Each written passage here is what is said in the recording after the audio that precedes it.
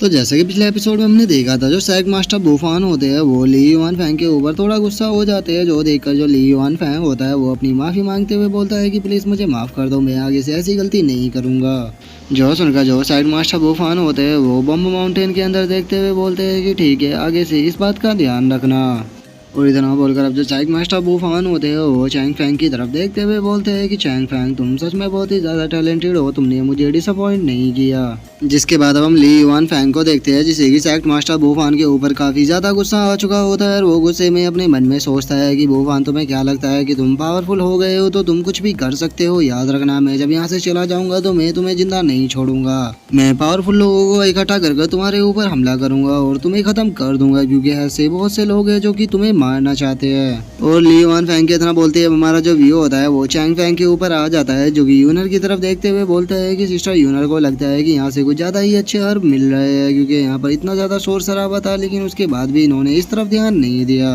और इतना बोलकर अब जो चैंग फैंग होता है वो उसी ब्लड बर्निंग पिल को निकाल लेता है, जिसे कि उसने गाओ जुआन से लिया था। जिसके बाद अब जो चैंग फैंग होता है वो उस ब्लड बर्निंग पिल को देखते हुए बोलता है कि अरे वाह, ये तो ब्लड बर्निंग पिल है, लगता है कि ये इसका यूज करना चाहता था, लेकिन कितने दुख की बात है कि इसे मैंने ब्लड बर्निंग पिल का यूज करने से पहले ही मार दिया। मैं इस ब्लड बर्निंग पिल को यूज करना नहीं चाहता, लेकिन मैं इसे बेचकर अच्छे पैसे कमा सकता हूँ, तो इसीलिए मैं इसे अपने पास रख लेता हूँ। और मुझे याद है गाओ जुआन ने बताया था कि ये किंग वू शैक्ट का नंबर 1 डिसाइपल है, तो हो सकता है कि इसके पास से मुझे और भी अच्छे अच्छे ट्रेजर मिले, तो चलो इसके पास से अच्छे अच्छे ट्रेजरों को ढूंढा जाए। और चैंग फैंग इतना बोल ही रहा होता है, लेकिन तभी हम यूनर को देखते हैं, जो कि चैंग फैंग की तरफ देखते हुए बोलती है कि ट्रेजर। और अब इतना बोलकर जो यूनर होती है वो सीधे चैंग फैंग की तरफ फुल स्पीड में भागना शुरू कर देती है। और यूनर को अपनी तरफ आता हुआ देखकर जो चैंग फैंग होता है वो भी यूनर की तरफ देखने लगता है। जो यूनर होती है वो चिल्लाते हुए चैंग फैंग से बोलती है कि वे सारे ट्रेजर मेरे हैं, उन्हें छूने की कोशिश भी मत करना। और यूनर की अब इस बात को सुनकर जो चैंग फैंग होता है वो काफ़ी ज़्यादा शौक हो जाता है और वो शौक होकर यूनर की तरफ देखने लगता है। लेकिन तभी जो यूनर होती है वो बिल्कुल चैंग फैंग के सामने आ जाती है और वो चैंग फैंग को लात मारते हुए बोलती है कि हटो मेरे सामने से। और यूनर की उस लात के कारण हम देखते हैं कि जो चैंग फैंग होता है वो वहीं चारों खाने चित होकर गिर जाता है। और अब जो यूनर होती है वो गाओ जुआन के पास से सारे ट्रेजरों को लूटने लगती है और वो खुश होते हुए बोलती है कि अरे वाह, इसके पास तो काफ़ी सारे ट्रेजर है। और अब यूनर की ऐसी हरकतों को देखकर जो चैंग फैंग होता है वो यूनर को टोकते हुए बोलता है कि सिस्टर यूनर, जब मैं इन लोगों से फाइट कर रहा था तो उस टाइम पर आपने इस तरफ ध्यान भी नहीं दिया, लेकिन मैं जैसे ही इन बंदों से ट्रेजर लेने के लिए गया तो आप यहाँ पर एकदम आ गई। और अब चैंग फैंग की इस बात को सुनकर जो यूनर होती है वो भी चैंग फैंग की तरफ देखने लगती है और वो चैंग फैंग को देखकर काफी खुश होते हुए बोलती है कि ब्रदर चैंग फैंग। और इतना बोलकर जो यूनर होती है वो अब चैंग फैंग को हक करने के लिए उसकी तरफ भागने लगती है। और जो चैंग फैंग होता है वो यूनर को अपनी तरफ इस तरफ से आता हुआ देखकर अपने मन में सोचता है कि फाइनली अब सिस्टर यूनर मुझे हक करने के लिए आ रही है। और इतना सोचकर अब जो चैंग फैंग होता है वो भी यूनर को हक करने के लिए रेडी हो जाता है और हम देखते हैं कि उन दोनों के बीच में एक काफी रोमांटिक सा मोमेंट बन जाता है। लेकिन इससे पहले कि चैंग फैंग उसे हक करता हम देखते हैं कि जो यूनर होती है वो अगर सीधे चैंग फैंग को एक रैपट लगा देती है और वो उसके पीछे से ट्रेजर को उठाते हुए बोलती है कि अरे यहाँ पर देखो मेरा कितना प्यारा हर्ब था। और अब यूनर की इस हरकत को देखकर जो चैंग फैंग होता है वो बहुत ही अजीब सा फेस बनाते हुए यूनर से बोलता है कि सिस्टर यूनर, मुझे लगता था कि आप इस दुनिया में सबसे ज्यादा मेरी परवाह करते हो, लेकिन अब मुझे लगता है कि आपको तो मुझसे ज्यादा इन हर्ब्स की चिंता है। और अब चैंग फैंग की इस बात को सुनकर जो यूनर होती है वो काफ़ी ज़्यादा शौक हो जाती है और वो शौक होते हुए चैंग फैंग से बोलती है कि चैंग फैंग, ये तुम कैसी बातें कर रहे हो, मेरा ऐसा कोई भी मतलब नहीं था। जो सुनकर अब जो चैंग फैंग होता है वो यूनर को थोड़ा उदास होते हुए बोलता है कि सिस्टर यूनर, मैं यहाँ पर आपको ब्लेम नहीं कर रहा, मैं जानता हूँ कि हर्ब बहुत ही ज़्यादा इंपॉर्टेंट होते हैं, इसीलिए आप इन्हें चुन सकती हो।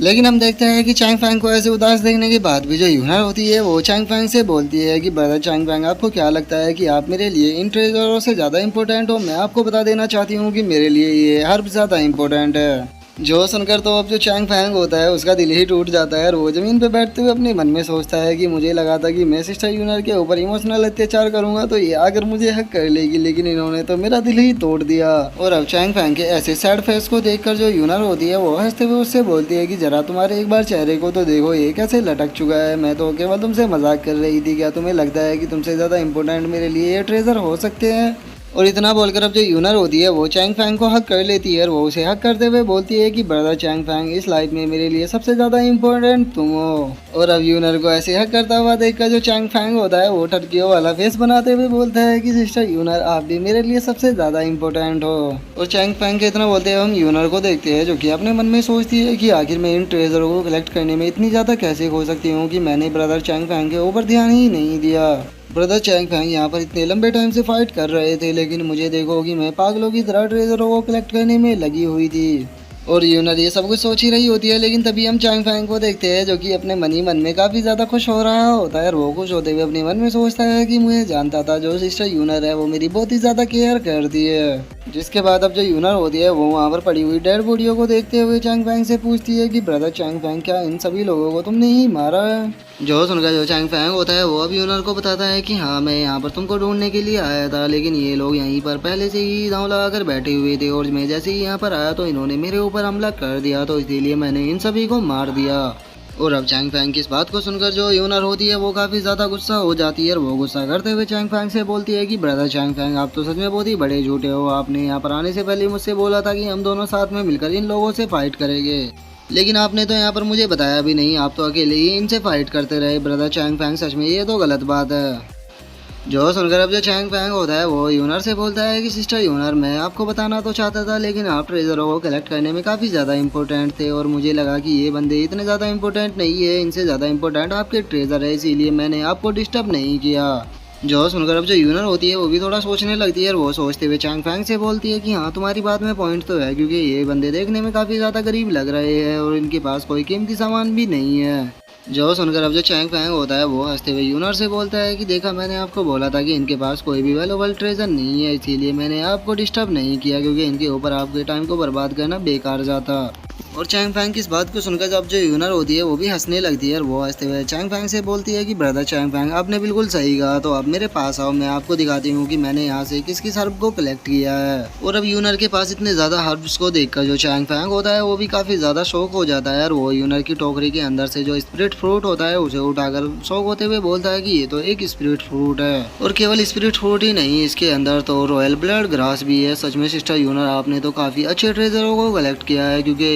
आउटसाइड में इस तरह के ट्रेजर मिलना पूरी तरह से नामुमकिन है। और चैंग फैंग इतना बोल ही रहा होता है, लेकिन तभी उसका ध्यान एक और हर्ब्स के ऊपर जाता है और वो उसे उठाकर शौक होते हुए बोलता है कि ये तो किंग शैंग है, मुझे यकीन नहीं होता कि सिस्टर यूनर आपने इतने कीमती ट्रेजर को भी लिया है। जो सुनकर जो यूनर होती है वो अब काफ़ी ज़्यादा खुश हो जाती है और वो खुश होते हुए चैंग फैंग से बोलती है कि ब्रदर चैंग फैंग, मानते हो ना कि मैं बहुत ही ज़्यादा औसम हूँ। जो सुनकर अब जो चैंग फैंग होता है वो यूनर के सामने हाथ जोड़ते हुए बोलता है कि सिस्टर यूनर, मुझे आपका एक फेवर चाहिए। जो सुनकर जो यूनर होती है वो काफ़ी ज़्यादा खुश हो जाती है और वो खुश होते हुए चैंग फैंग से बोलती है कि ब्रदर चैंग फैंग, आपको मुझसे जो भी चाहिए आप बेझिझक बता सकते हो, मैं आपके लिए सब कुछ करने के लिए तैयार हूँ। जो सुनकर अब जो चैंग फैंग होता है वो काफ़ी तगड़ी एक्टिंग करने लगता है और वो यूनर से रोते हुए बोलता है कि सिस्टर यूनर, मुझे प्लीज़ अपने पास रख लो, क्योंकि मैं यहाँ पर और ज़्यादा स्ट्रगल नहीं करना चाहता। और अब चैंग फैंग के इतना बोलते के साथ ही जो हमारा आज का एपिसोड है वो यहीं पे ख़त्म हो जाता है। तो हम नेक्स्ट एपिसोड में देखेंगे कि आगे क्या होता है। अगर आप लोगों को वीडियो अच्छी लगी हो तो लाइक करना, चैनल को सब्सक्राइब करना। मैं मिलता हूँ नेक्स्ट एपिसोड में, तब तक के लिए बाय बाय गाइज।